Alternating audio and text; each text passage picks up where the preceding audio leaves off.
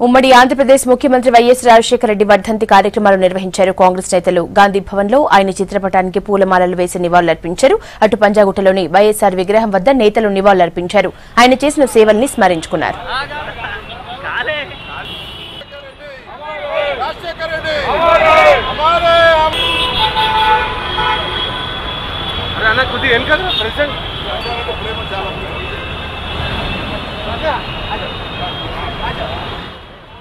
ప్రియతమ నాయకుడు స్వర్గీయ రాజశేఖర రెడ్డి గారు చనిపోయి ఈ రోజుకి 7 సంవత్సరాలు అవుతుంది. ఆయన బీద బడుగు బలహీన వర్గాలకి కాకుండా అట్టడుగు వర్గానికి ఎన్నో సేవలు అందించి ఈ రాష్ట్రాన్ని ప్రగతి పదం వైపు తీసుకెళ్తున్నటువంటి ఆ మహానాయకుడు లేని లోటు ఈ తరము, ఈ రాష్ట్రం, ఈ దేశం ఎప్పుడు కూడా భరించలేదు. కనుక ఆ మహానాయకుని ఇప్పటికి కూడా అందరి హృదయాలలో, అందరి గుండెల్లో ఉన్నటువంటి నాయకుడు రాజశేఖర రెడ్డి గారిని గుర్తు చేసుకున్నటువంటి మనుషులు ఎవరు ఉండరు అనేటువంటి మాట మనందరికీ తెలిసిందే. ఒక యుగ పురుషుడు.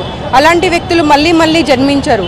జన్మించినప్పుడు మాత్రము ఒక చరిత్రను క్రియేట్ చేసి వాళ్ళు వెళ్తారు. కాంగ్రెస్ పార్టీలకు సంబంధించినటువంటి నాయకులందరికీ మాకు ఒక డిక్షనరీ లాంటి వ్యక్తిగా ఉండేవారు వారు.